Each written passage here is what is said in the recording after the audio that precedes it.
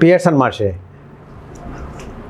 Kaduthuruthy local committee അംഗമായിട്ടുള്ള Reji ലൂക്കോസിൻ്റെ CPM വിട്ട് BJPയിലുള്ള ചേക്കേറ്റത്തോടെ ഇനിയും ധാരാളം പേർ ഇതിന് പിന്നാലെ വരും എന്നൊരു മുഖ്യധാരാ മാധ്യമങ്ങളിൽ ചിലതൊക്കെ പറയുന്നുണ്ട്. ഇതൊരു തുടക്കം മാത്രമാണെന്ന്.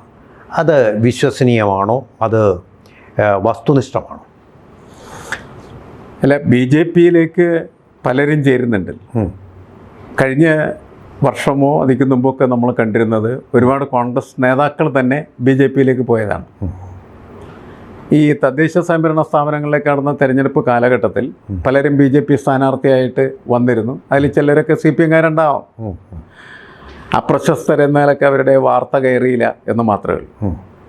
ഇപ്പോൾ റെജി ലൂക്കോസ് BJPയിൽ പോകുമ്പോൾ അതിന് പാർത്ത വരാൻ കാരണം അദ്ദേഹമാണ് കുറേ കാലമായിട്ട് CPMന് വേണ്ടി നിരന്തരമായിട്ട് ടെലിവിഷനിൽ വന്നിരുന്നിട്ട് CPM എന്ത് വൃത്തികേട് ചെയ്താലും അതിനേക്ക് ന്യായീകരിച്ച് CPMൻ്റെ അപ്പുറത്തെ CPMമായിട്ട് അയാൾ പ്രവർത്തിക്കുന്ന കാഴ്ചയാണ് കേരളം കണ്ടത്. അപ്പം അങ്ങനെയുള്ള ഒരാൾ ഒരു ദിവസം പെട്ടെന്നാണ് ഒറ്റ ദിവസം കഴിയുമ്പോൾ തന്നെ അയാൾ BJPക്കാരനായി മാറുന്നു, BJPയുടെ സ്ഥാനാർത്ഥിയായിട്ട് വരും. അത് നമ്മളുടെ പൊളിറ്റിക്സിൽ, നമ്മുടെ രാഷ്ട്രീയത്തിലുള്ള സാമാന്യ യുക്തിക്ക് നിരക്കാത്ത ഒരു പ്രവൃത്തിയാണ്. സാമാന്യ യുക്തി എന്ന് പറയുന്നത്, റെജി ലൂക്കോസ് പറയുന്നത് എന്താണ്? അയാൾ അതിൻ്റെ ഒരു കാരണം പറഞ്ഞു. എന്താ കാരണം? നുണ പറഞ്ഞ് മടുത്തു. അയാളുടെ ആര് പറഞ്ഞു നുണ പറയുന്നത്? ആരെങ്കിലും പറഞ്ഞു? ഇയാൾ പാർട്ടി ഏൽപ്പിച്ചിട്ടില്ല. കാരണം വെച്ചാൽ ഇയാൾ പാർട്ടിയുടെ വക്താവല്ല. പാർട്ടിയുടെ വക്താക്കളെന്ന് പറഞ്ഞ് AKG സെൻറ്ററിൽ നിന്ന് കൊടുക്കുന്ന ലിസ്റ്റിലൊന്നും ഇയാളുടെ പേരില്ല. CPMകാർ പല ചർച്ചയിലും പോകാതിരിക്കും. അപ്പോൾ ചാനൽ ചർച്ച കൊഴുപ്പിക്കണമെങ്കിൽ ഒരു CPMകാരൻ വേണം. അതിന് ബെസ്റ്റാണ് ആര്? റെജി ലൂക്കോസ്. ഞാനും അദ്ദേഹമൊക്കെ പല ദിവസം ഇരുന്ന് ചർച്ച ചെയ്യുന്നുണ്ട്. എന്നെ അയാൾ ഒരുപാട് തെറി വിളിച്ചിട്ടുണ്ട്. ഞാൻ CPMനെ വിമർശിക്കുന്നതാണ്. ഞാൻ CPMനെ വിമർശിക്കുന്നത് ഞാൻ ഒരു ഇടതുപക്ഷ രാഷ്ട്രീയത്തിൻ്റെ പുറത്ത് നിന്നിട്ട് തന്നെയാണ്. ഞാൻ BJPക്കാരനായിട്ടല്ല, അല്ലെങ്കിൽ കോൺഗ്രസ്സുകാരനായിട്ടോ മുസ്ലിം ലീഗുകാരനായിട്ടോ അല്ല CPMനെ വിമർശിക്കുന്നത്. നമ്മൾ CPMമായിട്ട് ഉണ്ടായ പ്രശ്നങ്ങൾ വ്യക്തിപരമായ പ്രശ്നങ്ങളല്ല. അത് നമുക്ക് പൊളിറ്റിക്കലായിട്ട് തെറ്റായിട്ടുള്ള കാര്യങ്ങളാണ് തോന്നി. അത് എന്താണ് എനിക്ക് തോന്നുന്നത് 28 കൊല്ലം മുമ്പാണ് നമ്മൾ അത്തരം പ്രശ്നങ്ങൾ ഉയർത്തുന്നത്. 28 കൊല്ലങ്ങൾക്ക് ശേഷവും അതിൽ നമുക്ക് വ്യത്യാസങ്ങൾ വന്നിട്ടില്ല. അപ്പോൾ നമ്മളുടെ പൊതുവായിട്ടുള്ള പൊസിഷൻ ഇതാണ്. നിങ്ങൾക്ക് ലെഫ്റ്റ് ആവാം, പക്ഷേ ലെഫ്റ്റ് ചെയ്യുന്ന വൃത്തികേടുകളെ ന്യായീകരിക്കാൻ പറ്റില്ല. നിങ്ങൾക്ക് ലെഫ്റ്റ് പൊളിറ്റിക്സ് കൊണ്ട് നടക്കാം. ഞാൻ എന്നോട് പറയുന്നൊരു കാര്യമാണ്. പക്ഷേ ലെഫ്റ്റ് ചെയ്യുന്ന വൃത്തികേടുകളെ നീ ന്യായീകരിക്കേണ്ട കാര്യമില്ല. നീ അതിനെ എതിർക്കുക. അങ്ങനെയാണ് നമ്മളതിനെ എതിർക്കുന്നത്. അങ്ങനെ എതിർക്കുന്നു എന്നുള്ളതിൻ്റെ പേരിൽ നമ്മൾ ഇടതുപക്ഷ രാഷ്ട്രീയം ഉപേക്ഷിക്കുന്ന ഒരാളല്ല. ഇടതുപക്ഷ രാഷ്ട്രീയത്തിന് യോജിക്കാത്ത തരത്തിലുള്ള പ്രവർത്തനങ്ങൾ CPM ചെയ്യുമ്പോൾ നാം CPMനെ ചോദ്യം ചെയ്യുകയാണ് ചെയ്യുന്നത്. എൻ്റെ ഒരു ഇതിലുള്ള ഒരു ഫിലോസഫിക്കൽ കൺസെപ്റ്റ് ഇതാണ്. ലെഫ്റ്റിനകത്ത് തീർച്ചയായിട്ടും ഒരു ക്രിട്ടിക്കൽ ലെഫ്റ്റ് വേണം എന്നുള്ളതാണ്. അത് ലെഫ്റ്റിനെ തിരുത്തുന്ന ഒരു സംവിധാനം. അത് മാർക്സിസത്തിൻ്റെ സിദ്ധാന്തത്തിനകത്തുള്ള ഒരു പ്രയോഗമാണ്. ഇപ്പോൾ സ്പെക്ടേഴ്സ് ഓഫ് മാർക്സ് എന്ന് പറയുന്ന ഒരു വിഖ്യാതമായിട്ടുള്ള ഗ്രന്ഥം ജാക്ക് ദെരിദ രചിച്ചിട്ടുണ്ടായിരുന്നു. സ്പെക്ടേഴ്സ് ഓഫ് മാർക്സിൻ്റെ ഭൂതങ്ങൾ എന്ന് പറയുന്നത്. അപ്പോൾ ഈ മാർക്സിൻ്റെ ഭൂതങ്ങൾ എന്ന് പറയുന്ന ആ ഗ്രന്ഥത്തിനകത്ത് അദ്ദേഹം ഈ കമ്മ്യൂണിസത്തെക്കുറിച്ച് ശരിക്കും പറഞ്ഞതിന് കമ്മ്യൂണിസ്റ്റ് മാനിഫെസ്റ്റോ വരുന്ന സമയത്ത് പറഞ്ഞത് യൂറോപ്പിനൊരു ഭൂതം പിടികൂടിയിരിക്കുന്നു എന്ന നിലക്കാണ് അതിൻ്റെ വാർത്തകളൊക്കെ വരുന്ന ഓർമ്മയുണ്ടായിരിക്കും. അതൊക്കെ വെച്ചിട്ടായിരിക്കും ഈ സ്പെക്ടേഴ്സ് ഓഫ് മാർക്സ് എന്ന് പറയുന്ന ഗ്രന്ഥരചനയിലേക്ക് അദ്ദേഹം പോയെന്നാണ് ഞാൻ മനസ്സിലാക്കുന്നത്. പക്ഷെ അതിനകത്ത് അദ്ദേഹം പറയുന്നതെന്ന് വെച്ചാൽ മാർക്സിസത്തിൻ്റെ ഏറ്റവും പ്രധാനപ്പെട്ട ഒരു പൈതൃകം എന്ന് പറയുന്നത്, അതിൻ്റെ ഒരു വലിയ ലെഗസി എന്ന് പറയുന്നത് ഈ വിമർശനം എന്ന് പറയുന്നതാണ്. വിമർശനവും സ്വയം വിമർശനം എന്ന് സാക്കൾ ദിവസം പറയുന്നത് നിങ്ങൾ കേട്ടിട്ടുണ്ടായിരിക്കും. പിന്നെ അപ്പോൾ ഈ വിമർശിക്കാനായിട്ടുള്ളൊരു കഴിവ് എന്ന് പറയുന്നത്, വിമർശിക്കാനായിട്ടുള്ളൊരു സ്പേസ് എന്ന് പറയുന്നത്, വിമർശിക്കാനായിട്ടുള്ള ഒരു പൊളിറ്റിക്കൽ ഫിലോസഫി എന്ന് പറയുന്നത് മാർക്സിസം എപ്പോഴും മുന്നോട്ട് വെക്കുന്നുണ്ട്. അതാണ് ലെഫ്റ്റിൻ്റെ ഈ ക്രിട്ടിക്കൽ ലെഫ്റ്റ് എന്ന് പറയുന്ന സാധനം.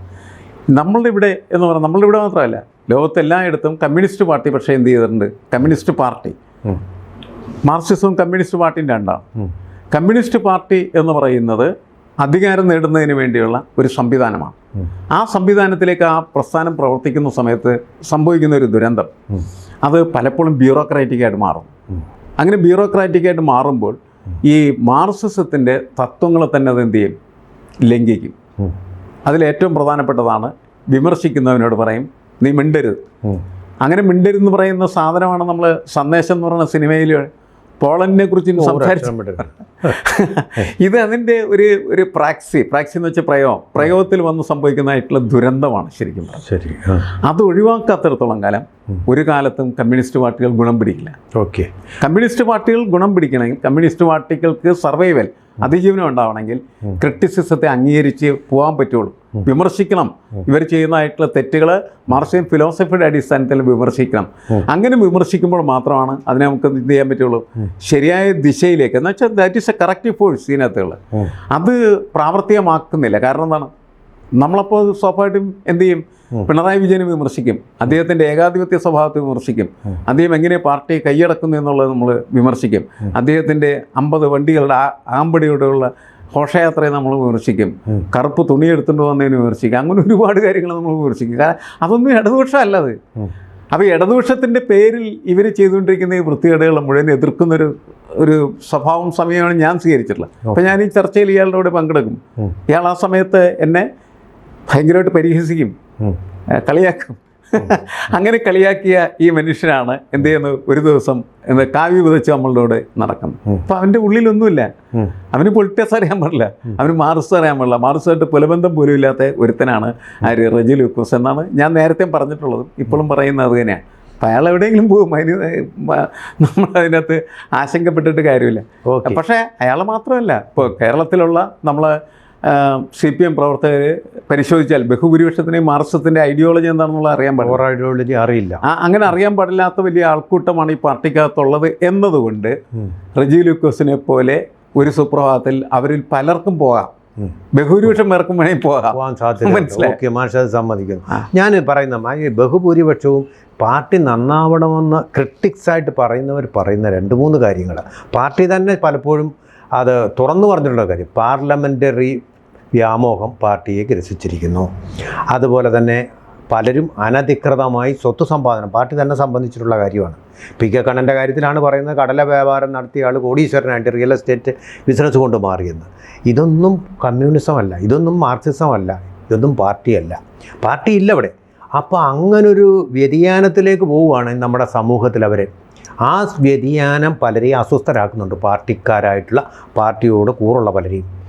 ഈ അസ്വസ്ഥത ഒരു പക്ഷേ പുറത്തു ചാടലിനിടയാക്കും. തന്നെയല്ല, ഇവിടെ ഇപ്പോൾ മാഷ് പറഞ്ഞ പോലെ ഇത് വിമർശിക്കാനൊരു സ്പേസ് കിട്ടുന്നില്ല. പിണറായി വിജയനെ പോലെ അതിശക്തനായൊരു മുഖ്യമന്ത്രി ഇരിക്കുമ്പോൾ അവിടെ സ്റ്റാലിൻ CPSUവിൻ്റെ തലപ്പത്തിരുന്നത് പോലൊരു സ്ഥിതിയാണ് വരുന്നത്.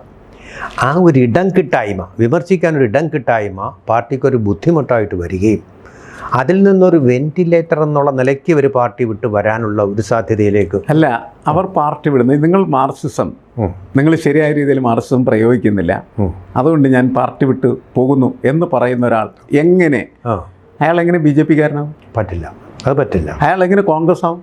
അതെ, അത് പറ്റില്ല, മാറി നിൽക്കണം. നമ്മൾ വളരെ അത്ഭുതകരമായിട്ട് കാണുന്ന കേരളത്തിലെ ബഹുഭൂരിപക്ഷം പാർട്ടിയുമായിട്ട് പിണങ്ങിപ്പോയിട്ടുള്ള ആളുകളൊക്കെ ചേക്കേറിയിട്ടുള്ള ഒന്നിൽ BJPയിലോ അല്ലെങ്കിൽ കോൺഗ്രസ്സിലോ അല്ലെങ്കിൽ മുസ്ലിം ലീഗിലോ വരെ കയറിയ ആളുകൾ ഇഷ്ടം പോലെ ഉണ്ട്, നമുക്കറിയാവുന്ന കാര്യമാണ്. അവരൊക്കെ ചെയ്യുന്നത് രാഷ്ട്രീയ പ്രവർത്തനമല്ല. ശരിക്കും പറഞ്ഞാൽ അവർ ചെയ്യുന്നതെന്ന് വെച്ചാൽ രാഷ്ട്രീയ പ്രവർത്തനം ഉപജീവനം എന്ന നിലക്ക് കാണുമ്പോൾ ഇങ്ങനെയൊക്കെ ചെയ്യാം. നിങ്ങൾക്ക് CPMനെ വിമർശിക്കാം, പക്ഷെ വേർ ടു ഗോ, നിങ്ങൾ അവിടെ നിന്ന് എങ്ങോട്ട് പോകും? നിങ്ങൾ മാറി നിന്ന് ഒറ്റയ്ക്ക് CPM ആയിട്ടോ അല്ലെങ്കിൽ എന്താണ് മാർക്സിസ്റ്റായിട്ട് പ്രവർത്തിക്കേണ്ടി വരും. അതിന് ഇവന്മാർ ആരെങ്കിലും തയ്യാറാവും? ഈ രാഷ്ട്രീയ പാർട്ടിക്കകത്ത് പ്രവർത്തിച്ചുകൊണ്ടിരിക്കുന്ന ഒരു നേതാവും തയ്യാറാവില്ല. MP രാഘവൻ അടക്കം, KR ഗൗരി അമ്മ അടക്കം പോയ ആളുകളൊക്കെ വേറെ പാർട്ടി ഉണ്ടാക്കി അവസാനം അവർ കോൺഗ്രസിൻ്റെ കൂടെയാണ് ചെയ്ത്. എന്ത് പൊളിറ്റിക്സ് അതിനകത്തൊരു പൊളിറ്റിക്സും ഇല്ല.